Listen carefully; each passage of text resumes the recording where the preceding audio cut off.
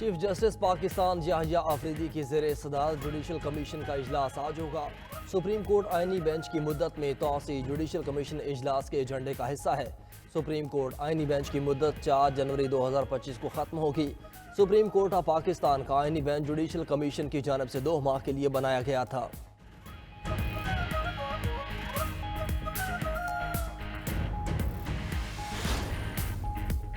Rules میں آئینی bench کے لیے ججز تعیناتی کا میکانزم ہونا چاہیے۔ جسٹس منصور کا ایک اور خط سامنے آ گیا۔ سپریم کورٹ کے سینئر ترین جج نے جوڈیشل کمیشن کے اجلاس سے پہلے سیکرٹری جوڈیشل کمیشن کو خط لکھا۔ خط کے متن میں کہا گیا آئینی بینچ میں کتنے ججز ہوں اس کا میکانزم بنانا بھی ضروری ہے۔ آئینی بینچ میں ججز کی شمولیت کا پیمانہ طے ہونا چاہیے۔ کس جج نے آئینی تشریح والے کتنے فیصلے لکھے یہ ایک پیمانہ ہو سکتا ہے۔ جسٹس منصور علی شاہ نے ججز تعیناتی سے متعلق رولز پر مجموعی رائے بھی دی، جبکہ جج تعیناتی میں انٹیلیجنس ایجنسی سے رپورٹ لینے کی مخالفت کی۔ خط میں لکھا ہے کہ انٹیلیجنس ایجنسی کو کردار دیا گیا تو اس کا غلط استعمال ہو سکتا ہے۔ جوڈیشل کمیشن میں پہلے ہی اکثریت ایگزیکٹو کی ہے۔ رولز پر میری رائے اس ترمیم اور کمیشن کی آئینی حیثیت طے ہونے سے مشروط ہے۔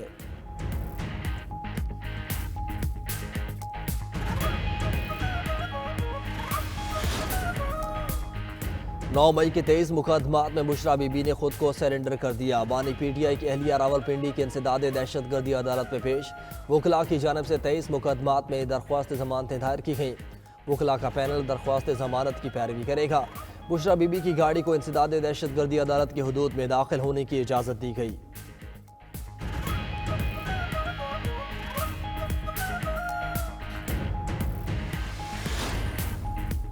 اسلام آباد ڈسٹرکٹ سیشن عدالت میں عمر ایوب کے خلاف 5 مقدمات میں درخواست ضمانت پر سماعت۔ عدالت نے تھانہ سیکریٹریٹ کے مقدمے میں اپوزیشن لیڈر عمر ایوب کی عبوری ضمانت منظور کر لی۔ تھانہ کھنہ میں درج 2 مقدمات میں پی ٹی آئی رہنما علی بخاری کی ضمانتیں بھی منظور۔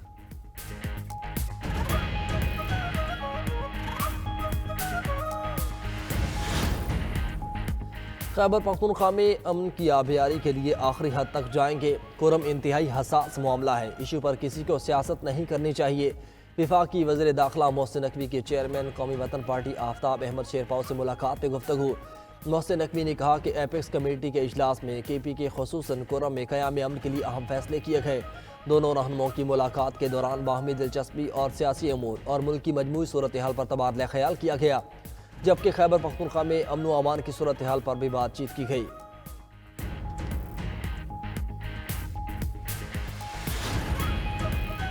ایپیکس کمیٹی کے فیصلے کی روشنی میں کرم کو اسلحے سے پاک کیا جائے گا۔ مشیر اطلاعات خیبر پختونخوا بیرسٹر سیف کہتے ہیں پائیدار امن کے لیے کرم میں بنکرز کی مسماری یقینی بنائی جائے گی۔ راستوں کی بندش کی وجہ سے عوامی مسائل کا حکومت کو بخوبی ادراک ہے۔ بنکرز کی مکمل مسماری اور اسلحہ جمع کرانے کے بعد راستوں کو مکمل طور پر کھول دیا جائے گا۔ امن معاہدے کے بعد معمولات زندگی بحال ہو جائیں گے۔ کچھ عناصر صوبائی حکومت کی مخلصانہ کوششوں کو غلط رنگ دے رہے ہیں۔ عوام سے درخواست ہے کہ سوشل میڈیا کے پروپیگنڈوں پر کان نہ دھریں۔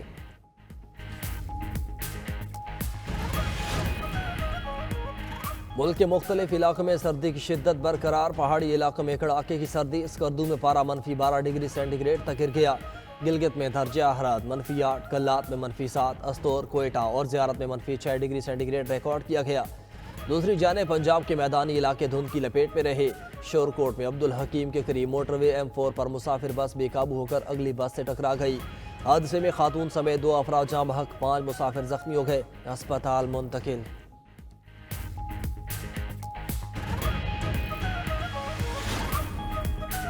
وزیراعظم کی یقین دہانی پر مولانا فضل الرحمان پر امید۔ شہباز شریف سے سربراہ JUI کی ملاقات۔ مدارس رجسٹریشن کی تجاویز پر مثبت پیش رفت۔ وزیراعظم کی مولانا کو نوٹیفیکیشن جلد جاری کرنے کی یقین دہانی۔ وزیراعظم نے کہا کہ وزارت قانون معاملہ حل کے لیے آئین و قانون کے مطابق اقدامات کرے۔ مولانا فضل الرحمان وزیراعظم کے وعدے سے مطمئن۔ میڈیا سے گفتگو میں کہا ہمارے مواقف کا مثبت جواب دیا گیا۔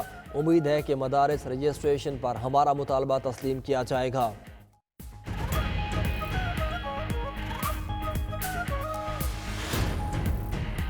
یونان میں ایک اور کشتی ڈوب گئی۔ 8 تارکین وطن ہلاک۔ تارکین وطن کی کشتی جزیرے روڈس کے قریب الٹ گئی۔ کشتی ڈوبنے کے بعد 18 تارکین وطن کو بچا لیا گیا۔ کشتی پر سوار افراد کی تعداد معلوم نہ ہو سکی، تلاش کا عمل جاری۔ یونانی حکام کے مطابق کشتی کوسٹ گارڈز کے بحری جہاز سے بچنے کے لیے خطرناک طریقے سے چل رہی تھی، جو توازن بگڑنے پر لٹ گئی۔ اس سے قبل 13 دسمبر کو کشتی الٹنے سے پاکستانیوں سمیت 5 افراد جاں بحق ہو گئے تھے۔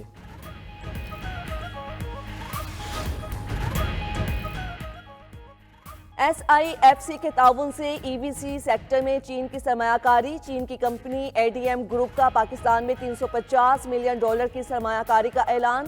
پاکستان میں 3000 سے زائد الیکٹرک وہیکل چارجنگ سٹیشنز نصب کیے جائیں گے۔ سندھ میں 1000، پنجاب میں 1500 اور خیبر پختونخوا اور بلوچستان میں 750 سٹیشنز لگائے جائیں گے۔ الیکٹرک گاڑیاں ایک مرتبہ چارج کرنے پر 300 کلومیٹر تک سفر کرنے کی صلاحیت کی حامل ہوں گی۔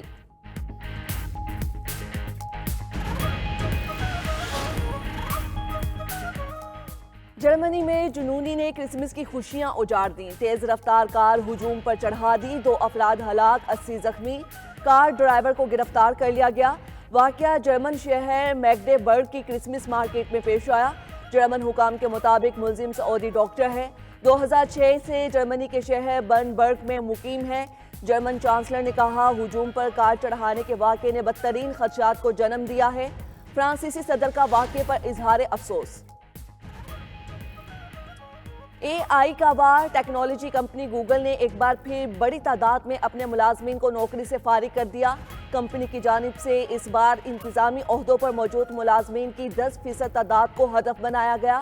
ملازمین کو نوکریوں سے نکالنے کا یہ فیصلہ سندر پچائی کے وسیع لاہے عمل کا حصہ ہے، جس کو 2022 میں متعارف کرایا گیا تھا، جس کا مقصد گوگل کو 20% مزید بہتر کرنا اور ایپ پر مشتمل مستقبل کو اپنانا ہے۔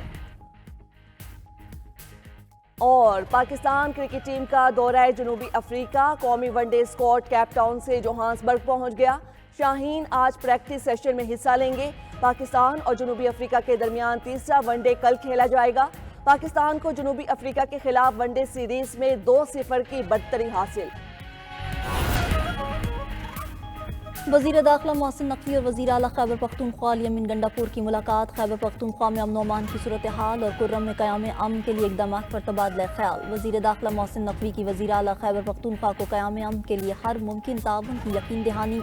کہا کرم میں قیام امن اولین ترجیح ہے۔ الیمین گنڈاپور بولے کہ مل کر دہشت گردی کے افرید کا مقابلہ کریں گے۔ ادھر وزیر داخلہ محسن نقوی اور وزیر اعلیٰ KP الیمین گنڈاپور کا FC ہیڈ کوارٹرز کا دورہ، یادگار شہداء پر حاضری دی، پھول رکھے اور فاتحہ خوانی کی۔ الیمین گنڈاپور کا KP میں FC شہداء کے لیے خصوصی پیکج کا بھی اعلان۔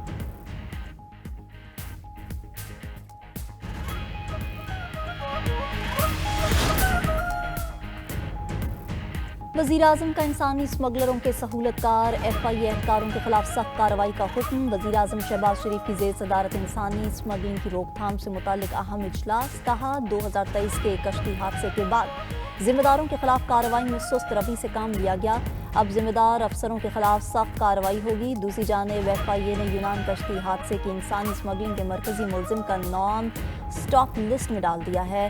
عثمان جرجہ سمیت دیگر انسانی اسمگلرز کے نام بھی سٹاپ لسٹ میں شامل ہیں۔ غفلت برتنے والے SHO اور تفتیشی افسر کو شوکاز جاری۔ ادھر گجرانوالہ سے لیبیا کشتی حادثے میں ملوث ریڈ بک کا انتہائی مطلوب اشتہاری ملزم گرفتار۔ ملزم نے متاثرین کو یورپ بھجوانے کے نام پر کروڑوں روپے ہتھیائے۔